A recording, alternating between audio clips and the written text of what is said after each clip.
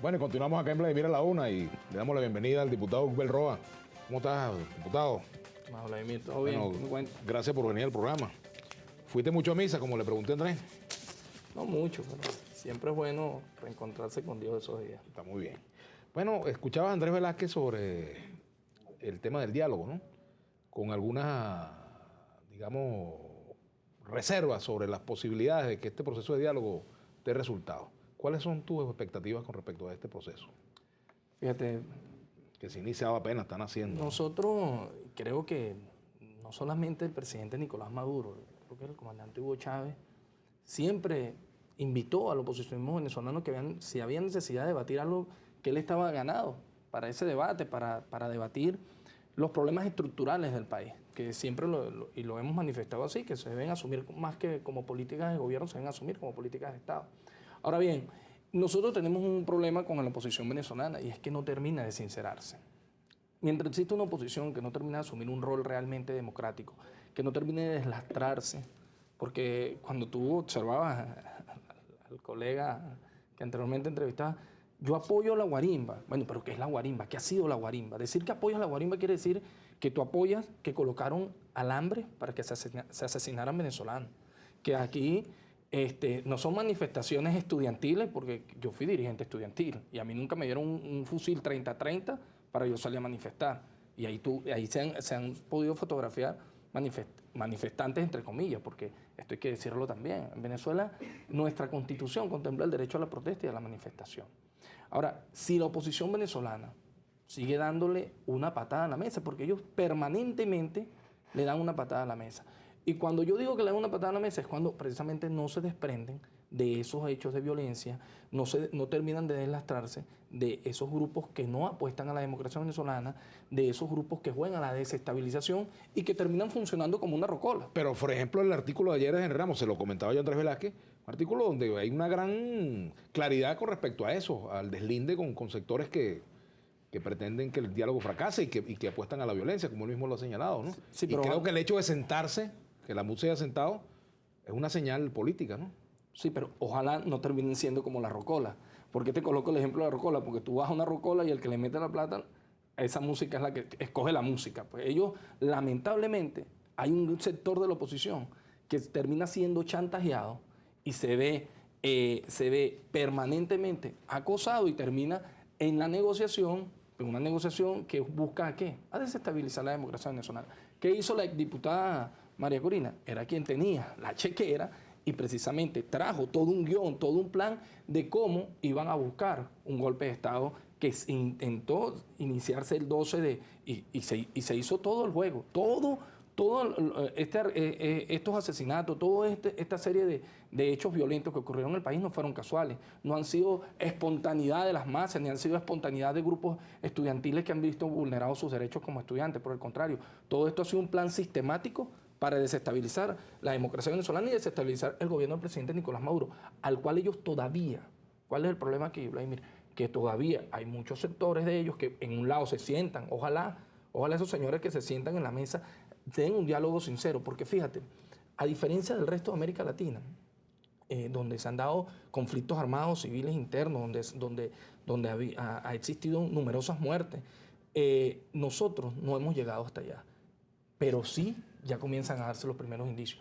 Este diálogo hubiese podido comenzar mucho antes, pero lo estamos haciendo sobre los primeros 11 muertos que ocurrieron el 15 de abril, cuando el señor Capriles Radosky, quien sabe que él fue responsable de estas acciones, llamó al pueblo a descargar su arrechera, porque ese término fue el que utilizó, llamó a las personas que lo apoyaban a él a arremeter contra el pueblo que había, en este caso, triunfado en la Revolución Bolivariana el día 15 de abril. 11 muertos como resultado, más los 46 que dejan estas acciones.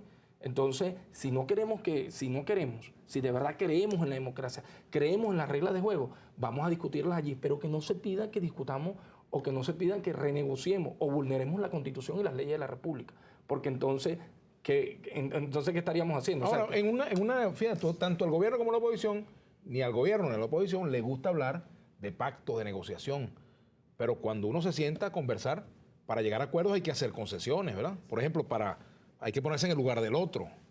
El otro tiene unos planteamientos, tiene unas demandas y yo también tengo las mías. Entonces, ¿cómo debe darse ese proceso? Porque el diálogo no puede ser que uno de los dos sectores sea el que haga concesiones y el otro no. No se trata de, más que de concesiones, se trata de cómo instrumentar o cómo facilitar políticas que primero no atenten contra un... Por ejemplo, el gobierno no está de acuerdo con la ley de amnistía. ¿Por qué el gobierno no está de acuerdo con la ley de amnistía? ¿Y qué propone como medida alterna a la amnistía? Bueno, primero hay que evaluar qué es lo que ellos pretenden con una ley de amnistía, porque por un lado ellos se desprenden y dicen que no, bueno, de esas acciones violentas yo no las apoyo. Bueno, señores, pero si esto, por lo menos el caso de los dos alcaldes, el caso fue público y notorio cómo estos señores llamaron a la salida, llamaron a que ellos iban a cesar las acciones cuando saliera el presidente Nicolás Maduro. Aquí no somos ingenuos, Vladimir, aquí tenemos que asumir las responsabilidades. Allí el señor Velázquez leía una carta del presidente, del comandante eterno Hugo Chávez, pero ese grupo que se atrevió a rebelarse asumieron su responsabilidad, fueron presos, ellos asumieron su responsabilidad y dieron, bueno, y después salieron a la calle y fueron a buscar el voto popular cuerpo a cuerpo, cara a cara. No, aquí quieren por un lado avalar la democracia cuando te favorece, porque eso es lo que ocurre. Ahora cuestionan, ahora va a venir el cuestionamiento y el ataque sobre el CNE, institución reconocida no solamente por el pueblo venezolano, sino por todos los países que han podido ser observadores de nuestras elecciones, han podido evaluar la transparencia de nuestro sistema electoral. Entonces, el problema está en que es una posición que lamentablemente para ellos está entrampada, no termina de zafarse de la violencia, y mientras eso no lo haga, no van a poder haber, por ejemplo, aquí hay que discutir, si pudiéramos discutir elementos, bueno, ¿qué hacer para evitar el contrabando de extracción? Porque, claro, pero ¿qué hacer para evitar elementos que nos perjudican a todos los venezolanos? Pero, por ejemplo, volviendo al tema de la amnistía, Hugo, está, por ejemplo, el caso de estudiantes que están sometidos a juicio, 900, alrededor de 900 estudiantes. Hay casos de dirigentes sindicales que están sometidos a juicio, presentación, el caso de Rubén González. Hay casos de personas que están en el exterior, algunos con problemas de salud. Casos como, por ejemplo, bueno, está el caso de Manuel Rosales, está el caso de Eduardo Manuí, que está fuera también, por ejemplo. Carlos Ortega está fuera, tiene muchos años fuera del país también, y otros casos similares están fuera del país. ¿No es posible evaluar medidas para facilitar las cosas y tomar algún tipo de decisiones que permita el retorno de muchas de estas personas que están fuera del país, por ejemplo, y resolver casos como el de Simonovic, a lo mejor no con una amnistía, pero sí con una medida humanitaria, por ejemplo? Fíjate, primero hay que darle, la justa dimensión a lo que es también. Por ejemplo, cuando tú hablas de 900 estudiantes, según yo creo en la Fiscal General de la República, ya da una cifra, el 90% de las personas que fueron detenidas no son estudiantes, no tienen nada que ver. O en todo caso manifestantes, pues digamos. Son personas que fueron porque la manifestación muchos fueron capturados de forma flagrante cometiendo delitos.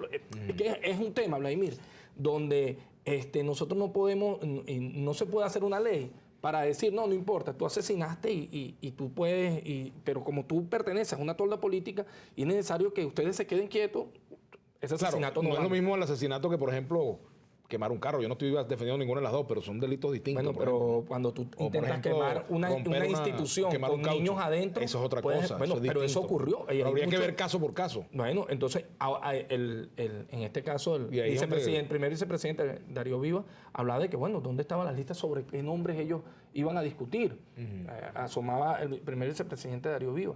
Entonces, es muy importante precisar y darle la justa dimensión. No hay una negación definitiva a discutir eso. Bueno, lo que pasa es que se quiere generalizar y entonces meter ahí a banqueros, meter ahí, porque esto es así. Y bueno, y tú lo decías en el mismo artículo de Ramón Ayub, hay una serie de actores que juegan precisamente a llevar esto a los extremos porque saben que bajo ninguna circunstancia ellos se van a ver beneficiados del diálogo. ¿Por qué? Primero porque tienen un gran compromiso con factores externos que les ha dado dinero para desestabilizar la democracia, y segundo, porque no apuestan al juego político que hoy por hoy vivimos en Venezuela, no apuestan a la Constitución de 1999.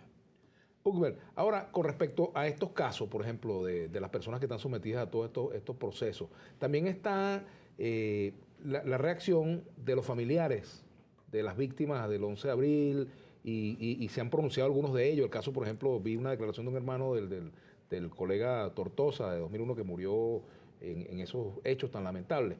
Pero también ahí falta el elemento político, la conversación. Quizás es importante que se les escuche a ellos, pero también es importante que se valore para un momento como el que vive Venezuela el gesto político. Hace falta gestos políticos de parte del gobierno y hace falta gestos políticos de parte de la oposición para generar un clima de confianza.